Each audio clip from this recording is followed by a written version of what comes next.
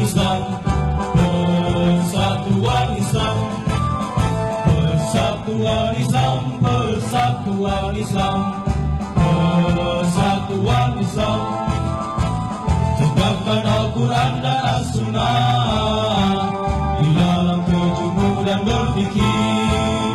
Tahayul bid'ah hurafat di muka bumi, muncullah persatuan Islam. Tahayul bid'ah hurafat di muka bumi, muncullah persatuan Islam. Persatuan Islam, persatuan Islam.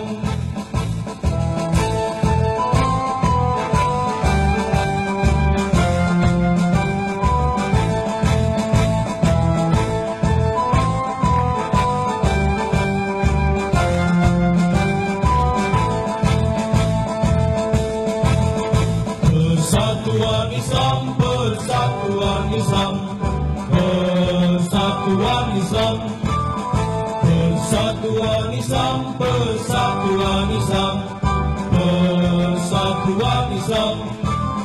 Hidupkan, hidupkan persatuan Islam, tegakkan Al-Quran dan As-Sunnah, lanjutkan perjuangan Rasul. Alhamdulillahilladzi arsala rasulahu bil huda wa dinil haq liyuzhirahu ala dini kullihi wa kafa billahi syahida. Asyhadu an la ilaha illallah wa asyhadu anna Muhammadan abduhu wa rasuluhu alladzi la nabiyya ba'da, amma ba'du.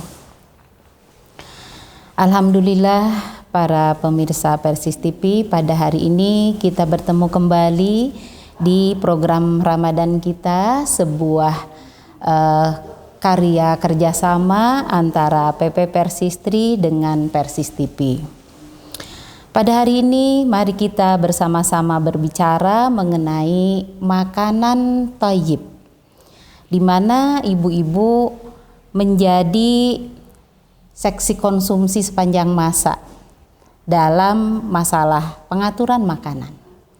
Itu sebabnya ternyata berbicara tentang makanan bukanlah sesuatu yang sederhana, tapi ini sesuatu yang mendasar, di mana orang-orang, dalam hal ini tentu saja keluarga kita, akan menjadi orang-orang yang tidak hanya sehat secara fisik, tapi juga sehat secara mental. Pemirsa TV Persis yang berbahagia, dari kata-kata makanan thayyib yang tadi, kita fahami dulu bersama-sama mengenai persoalan thayyibnya itu sendiri. Thayyib ini menurut Quraisy Shihab mengakar pada kata lain dalam bahasa Arab, ialah toba. Adapun kata toba ini bisa berarti lezat, baik, menyenangkan, suci, atau bersih. Paling utama, serta ini berarti juga menenteramkan jiwa. Sedangkan dalam Ar-Raghib Al-Asfahani menjelaskan bahwa kata thayyib khusus digunakan untuk menggambarkan sesuatu yang memberikan kelezatan kepada panca indera dan jiwa. Bisa jadi ini urusan makanan, pakaian, tempat tinggal, dan lain sebagainya. Jadi kalau kita perhatikan bahwa thayyib pada dasarnya adalah yang terbebas dari kekurangan dalam bidangnya, serta bebas dari segala kekeruhan, bebas dari segala kerusakan. Kata thayyib dalam segala bentuknya itu ditemukan sebanyak 46 kali di dalam ayat Al-Quran, tersebar dalam beberapa surah ataupun ayat. Pemirsa Persis TV yang berbahagia, mari kita perhatikan beberapa ayat dalam beberapa surat yang berbicara tentang thayyib ini. Yang pertama, silakan dibuka Quran surat Al-Baqarah ayat 168. A'udzubillahi minasyaitonirrajim. Ya ayyuhan nas kulu mimma fil ardi halalan thayyiba wala tattabi'u khutuwatis syaitan innahu lakum aduwwum mubin. Wahai manusia, jadi yang diseru adalah manusia, baik itu orang mukmin, orang muslim, ataupun di luar itu. Allah menyeru kepada bangsa manusia. Kemudian kulu mimma fil ardi halalan thayyiba. Itu kalimat pertama. Makanlah apa yang ditumbuhkan bumi yang halal dan yang thayyib. Nah, kita temukan ada kata thayyib di situ, pemirsa. Seperti tadi sudah kita sampaikan bahwa thayyib itu sesuatu yang baik, sesuatu yang bermanfaat, sesuatu yang membuat sehat. Dari kata halalan thayyiban tadi. Jadi perintahnya orang harus mengkonsumsi apa-apa yang ditumbuhkan bumi. Yang ditumbuhkan bumi. Tentu dalam hal ini berupa buah-buahan ataupun sayur-sayuran. Kemudian kalimat yang pertama tadi mengingatkan kita bahwa memang Allah menciptakan manusia dari tanah. Sehingga makanan yang harus dimakan oleh manusia yang terbuat dari tanah adalah apa yang ditumbuhkan dari tanah. Kalau kita perhatikan barang-barang semacam otomotif misalnya, kita sering menemukan ada kalau suku cadangnya yang ori, ada juga yang KW begitu. Biasanya yang ori memang lebih mahal, tapi ketika ditempel itu cocok.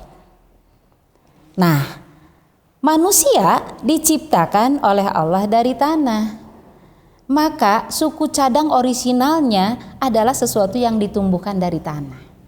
Itu sebabnya maka dalam kalimat pertama ini Allah mengatakan kulu mimma fil ardi halalan thayyiba.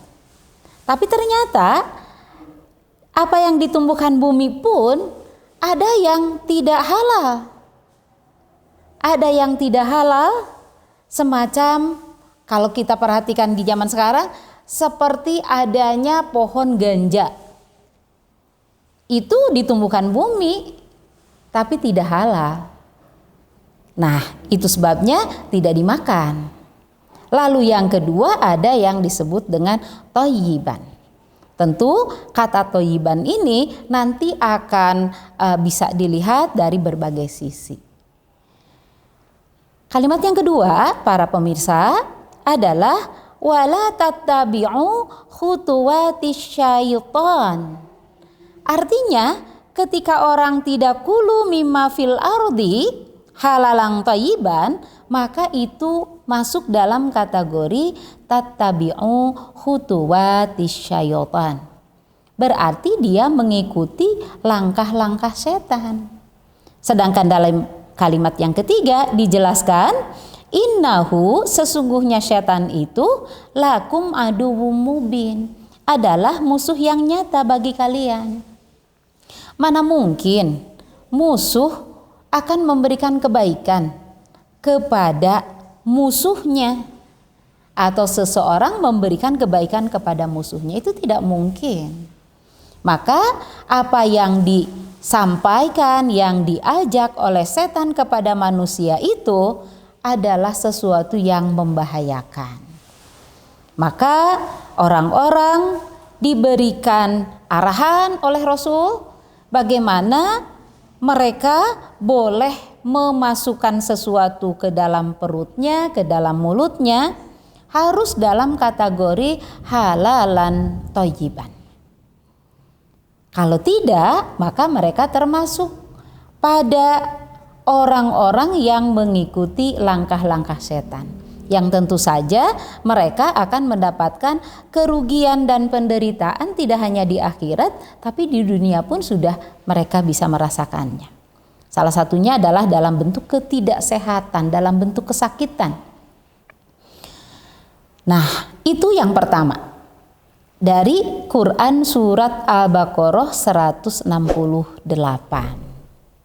Yang kedua, pemirsa, kita bisa buka lagi di dalam Quran surat Al-Maidah ayat 88. Wa kulu mimma razaqakumullahu halalan thayyiba wattaqullah allazi antum bihi mu'minun. Nah, di dalam ayat yang kedua yang kita bicarakan hari ini, Allah menjelaskan juga, makanlah apa yang telah dirizkikan oleh Allah, yang Allah rizkikan kepada kalian. Tetap ada kalimat halalan dan thayyiban di situ. Berarti harus halal secara hukum. Yang kedua juga harus thayyiban. Orang yang melakukan hal yang di kalimat pertama barusan, yang memakan apa yang dirizkikan oleh Allah dalam kondisi halal dan thayyib, maka diingatkan dengan kalimat kedua, kalau tidak melakukannya, wattaqullah, takutlah kalian kepada Allah.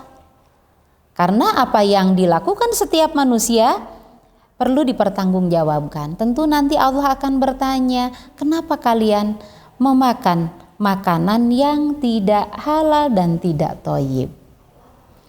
Nah, itu sebabnya maka ada satu perintah untuk kita semua, terutama ibu-ibu sebagai seksi konsumsi di keluarga, bagaimana kita bersama menyiapkan makanan yang halalan dan thayyiban untuk sahur dan buka keluarga kita.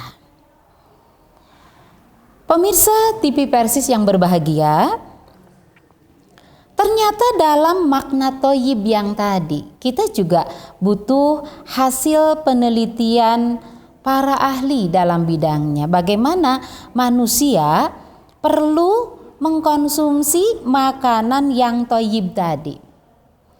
Dalam hal ini saya mengajak pemirsa semua untuk berbicara yang pertama adalah tentang kebutuhan. Kebutuhan ragam makanan yang diperlukan tubuh. Allah Subhanahu wa Ta'ala sudah membuat di bumi ini tumbuh-tumbuhan dengan berbagai macam warna. Sangat luar biasa sekali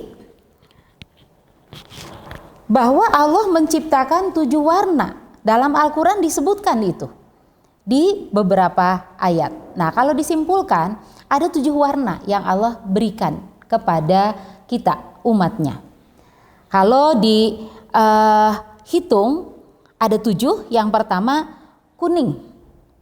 Kuning semacam ada pisang, ada wortel. Nah, di dalam buah dan di dalam sayur. Ada putih. Putih misalnya ada lobak, ada bengkoang, ada apalagi, ada toge dan lain sebagainya. Hitam, ada lada hitam, ada blackberry, ya, berry hitam. Yang hijau, wah banyak sekali yang hijau. Kemudian biru, ada blueberry juga, berry yang warnanya biru. Yang merah, cabai merah. Kemudian jambon, ini bahasa asli Indonesia. Jambon itu orang bilang pink. Pink itu memang bahasa Inggris, tapi sudah banyak digunakan orang.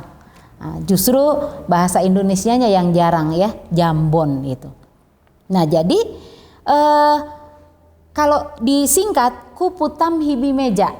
Kuputam hibi meja 7. Kuning, putih, hitam, hijau, biru, merah, dan jambon. Ternyata dari satu warna dengan warna yang lain, Allah membuat kandungan tidak sama, dan itu dibutuhkan semua sel tubuh kita.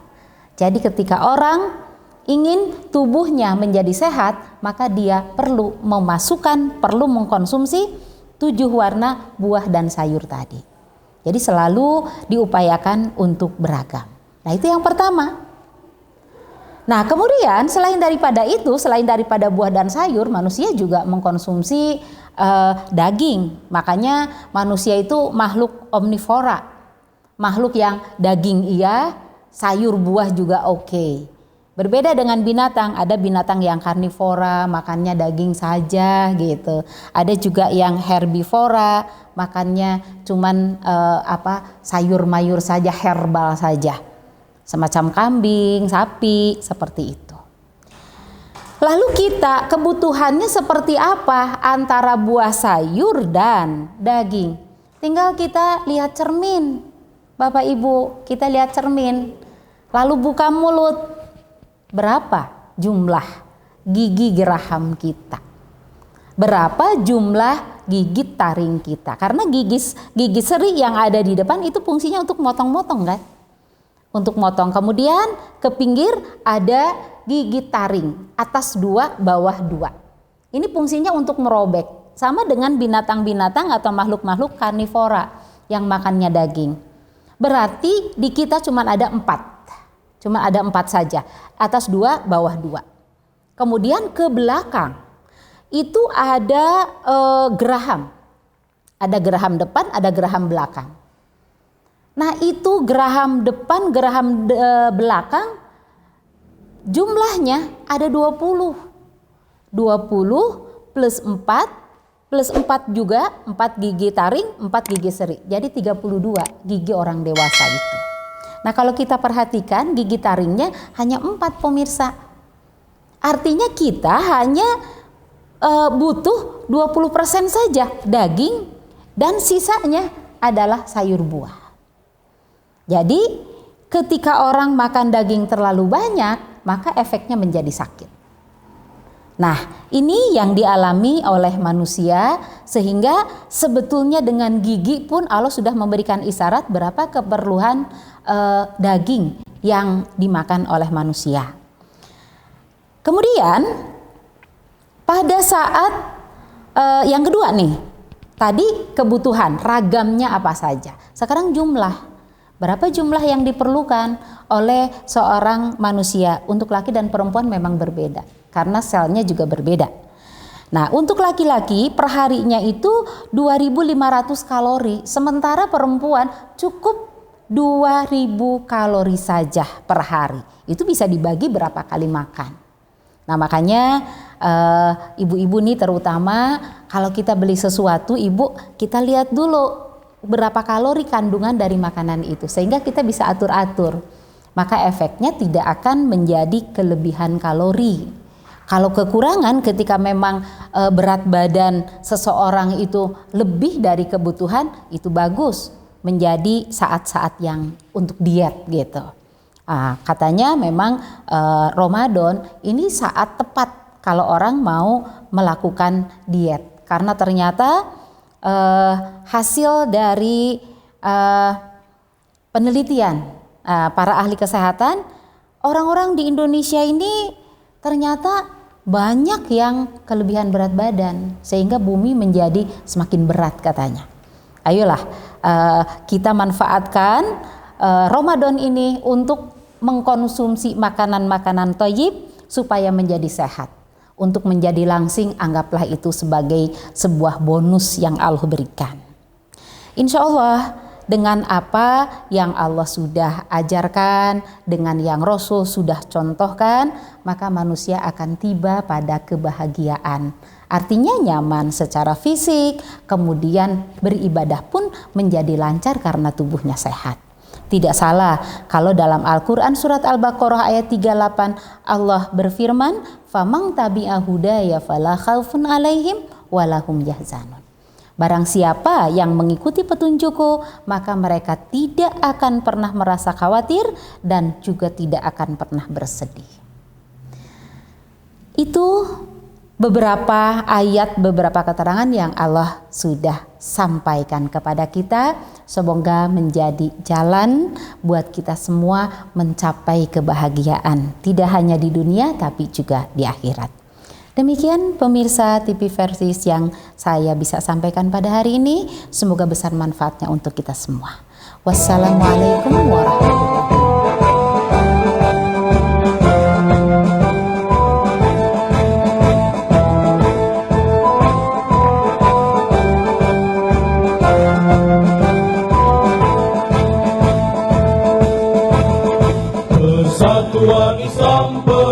persatuan Islam, persatuan Islam, persatuan Islam, persatuan Islam, persatuan Islam.